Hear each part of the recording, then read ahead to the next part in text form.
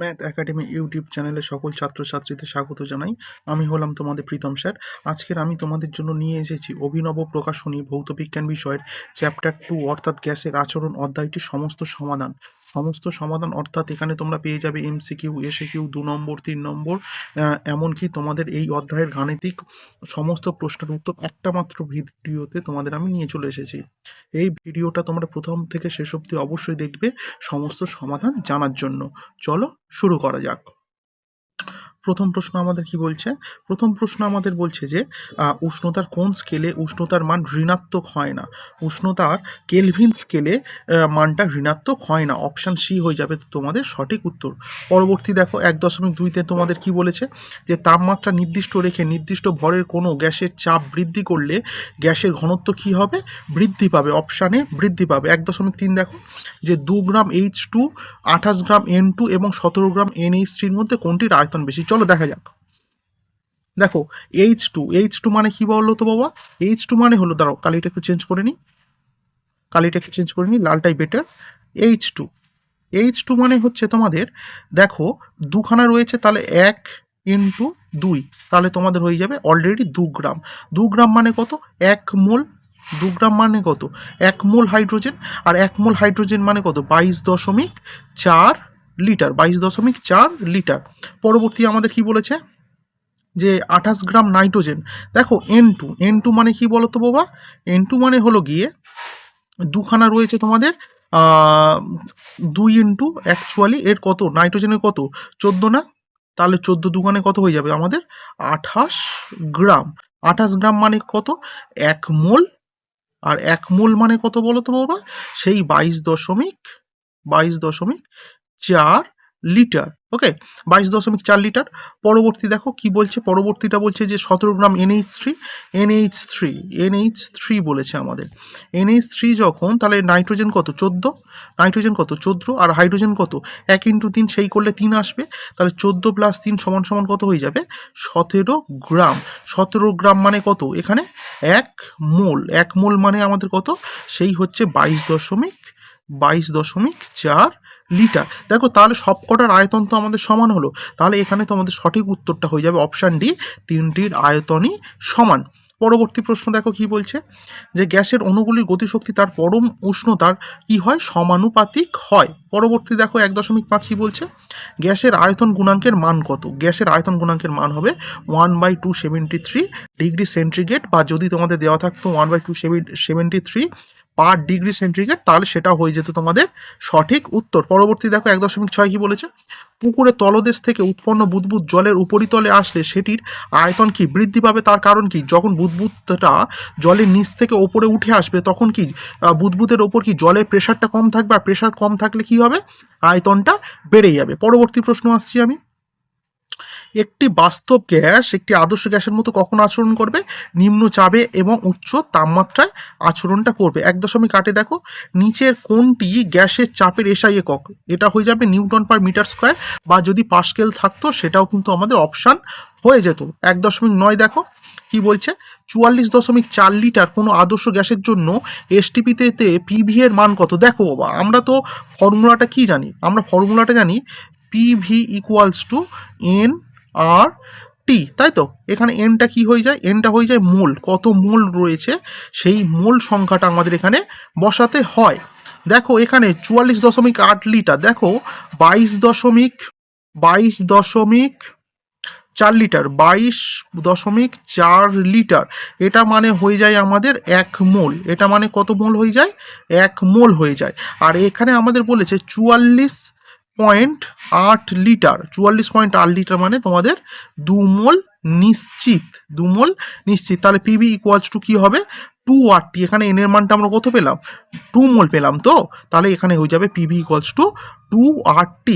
পরবর্তী দেখো 1.10 22 গ্রাম CO2 গ্যাসের অবস্থা সমীকরণ। দেখো CO2 গ্যাস মানে তোমাদের হচ্ছে CO2 মানে দেখো এর যদি আমি ওজন ভরটা লিখতে থাকি তাহলে কার্বন কত থাকে? কার্বন 12, প্লাস অক্সিজেন 16 করে থাকে, তাহলে দুখানা অক্সিজেন রয়েছে 2 ইন্টু 16, তাহলে তোমাদের আসবে 12 প্লাস 32 মানে হলো গিয়ে 44 গ্রাম। 44 গ্রাম, 44 গ্রাম মানে কত? অ্যাকচুয়ালি 44 গ্রাম মানে হয়ে যাবে তোমাদের 1 মোল। 44 গ্রাম মানে কত? 1 মোল। আর তোমাদের এখানে কত গ্রাম জানতে চেয়েছে বাবা? 22 গ্রাম। তাহলে এটা যদি অর্ধেক হয়ে 22 হয়ে যায়, তাহলে একটাও অর্ধেক হয়ে 1/2 মোল হয়ে যাবে। তাহলে সঠিক উত্তরটা কত হবে? 1/2 মোল মানে কত?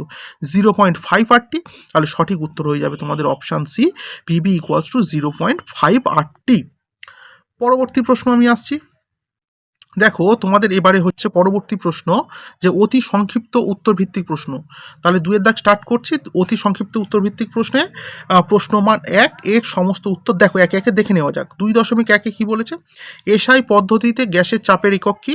নিউটন পার মিটার স্কোয়ার বা হচ্ছে পাস্কাল, যেটা আমি বললাম। -27 ডিগ্রি সেন্টিগ্রেড পরম উষ্ণতার স্কেলের মান কত হবে? দেখো আমরা কি জানি, আমরা জানি কি 0 ডিগ্রি সেন্টিগ্রেড সমান সমান কত? 0 ডিগ্রি সেন্টিগ্রেড মানে 273 কেলভিন, তাই তো? আর এখানে আমার কত জানতে চেয়েছে? -27 ডিগ্রি সেন্টিগ্রেড, তাই তো? তাহলে তোমাদের চলে আসবে 273 -27 এত কেলভিন। তাহলে এটা ক্যালকুলেট করলে ওই তোমার 234 কেলভিনই আসে। ওকে, তাহলে আমাদের হয়ে যাবে 234 কেলভিন। পরবর্তী দেখো, যে পরম শূন্য উষ্ণতায় আদর্শ গ্যাসের আয়তন হয় 0। পরবর্তী প্রশ্ন কি বলছে? যে প্রমাণ বায়ুমণ্ডলীয় চাপের মান কত? এই 76 সেমি পারস্তম্ভের চাপ লিখলেই কিন্তু তোমাদের জন্য যথেষ্ট হবে।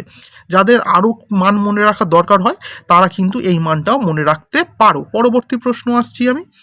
দেখো এসটিপিতে গ্যাসের গ্রাম আণবিক আয়তন কত? এতক্ষণ ধরে তো ওটাই করলাম, 22.4 লিটার। পরবর্তী প্রশ্ন, 1 বার সমান সমান কত পাস্কাল? 10⁵ পাস্কাল। অ্যাভোগাড্রো সংখ্যার মান কত? 6.022 × 10⁻23। 2.8 আমাদের কি বলছে? যে এসআই পদ্ধতিতে সার্বজনীন গ্যাস ধ্রুবকের মান কত? সার্বজনীন গ্যাস ধ্রুবকের মানটা মনে রাখা খুবই জরুরি, তার কারণ আমাদের বিভিন্ন অঙ্কেতেও কাজে লাগবে। 8.314 joule mole inverse kelvin inverse. পরবর্তী প্রশ্ন দেখো, স্থির উষ্ণতায়, স্পেলিংটা একটু মিস্টেক আছে বাবা, স্থির উষ্ণতায় নির্দিষ্ট ভরের গ্যাসের আয়তন ও গ্যাসের ওপর প্রযুক্ত চাপের সম্পর্কটা কি? সম্পর্কটা হয়ে যাবে ব্যস্তানুপাতিক। সম্পর্কটা কি হয়ে যাবে? ব্যস্তানুপাতিক। পরবর্তী প্রশ্ন দেখো, যে বয়েল ও চার্লসের সূত্রের সাধারণ ধ্রুবকটা হচ্ছে আমাদের গ্যাসের ভর। এই প্রশ্নটা কিন্তু খুব গুরুত্বপূর্ণ প্রশ্নগুলোর মধ্যে একটা প্রশ্ন। ওকে, পরবর্তী প্রশ্ন আসছি, যে বয়েলের সূত্রের গাণিতিক রূপটা হচ্ছে পিভি সমান সমান ধ্রুবক, যখন গ্যাসের ভর আর উষ্ণতাটা স্থির থাকবে। 2.12 পিভি এর মান এসআইতে কি? পিভি এর মান এসআইতে হচ্ছে আমাদের জুল। এসটিপিতে কত গ্রাম অক্সিজেন গ্যাসের পিভি এর মান? 224 লিটার এটিএম হবে। এটা হয়ে যাবে তোমাদের ওই একই রকমভাবে ক্যালকুলেশন করলে 32 গ্রাম। ওকে, পরবর্তী প্রশ্ন আমি আসছি। শূন্যস্থান পূরণ করো। যে আদর্শ গ্যাস সমীকরণটি হচ্ছে পিভি ইকুয়ালস টু এনআরটি। তোমরা কম বেশি অঙ্কটার মানে অঙ্ক বলতে তোমরা থিওরিটা পড়েই ফেলেছো অলরেডি, সেই জন্য এই ভিডিওটা দেখতে এসেছো। পরবর্তী প্রশ্ন, এসআই পদ্ধতিতে আর এর মান 8.314 joule mole inverse kelvin inverse. আদর্শ গ্যাসের ক্ষেত্রে পিভি বনাম পি লেখচিত্রটি একটি সরল রেখা। এটা কি আকৃতি? সরল রেখা আকৃতি। শুষ্ক বায়ুর তুলনায় আর্দ্র বায়ু লঘু হয়। PV equals to WRT/m। সমীকরণে এম এর একক হলো গ্রাম পার মোল। এবার শুরু করছি আমরা কি সত্য মিথ্যা। সত্য মিথ্যার প্রথম প্রশ্নটা কি বলছে? এসটিপিতে 1 মোল কোনো গ্যাসের আয়তন 2.24 লিটার না, এটা হয়ে যাবে কি 22.4 লিটার। আচ্ছা আমি লিখেই দিয়েছি তো, 22.4 লিটার। পরবর্তী প্রশ্ন, আদর্শ গ্যাসে বাস্তব গ্যাসে কোনো অস্তিত্ব নেই, একদম সত্য কথা।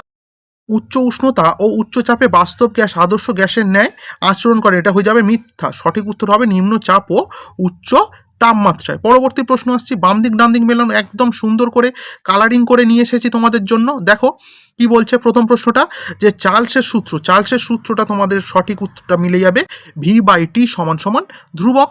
দেখো আদর্শ গ্যাস সমীকরণ কি, পিভি ইকুয়ালস টু এনআরটি, চাপের সূত্র হয়ে যাবে তোমাদের পি বাই টি সমান সমান ধ্রুবক, বয়েলের সূত্রটা হয়ে যাবে পিভি সমান সমান ধ্রুবক। ওকে, এই ভিডিওটা প্রথম থেকে শেষ পর্যন্ত যারা দেখলে আশা করছি তোমাদের ভালো লেগেছে। তা অবশ্যই ভিডিওটা লাইক করবে, চ্যানেলটা সাবস্ক্রাইব করতে একদমই ভুলবে না, বন্ধুদের সাথে ভিডিওটা শেয়ার করে দেবে। ওকে, গুড বাই। দেখা হচ্ছে এই রকম তোমাদের নিত্য নতুন ভিডিও পেতে অবশ্যই অবশ্যই চ্যানেলটাকে সাবস্ক্রাইব করে রাখতে হবে। ওকে, আমি পরবর্তী চ্যাপ্টারের সমস্ত সমাধান নিয়ে আসতে চলেছি এই চ্যানেলে, তার জন্য অবশ্যই বেল আইকনে ক্লিক করতেই হবে তোমাদের। Good bye.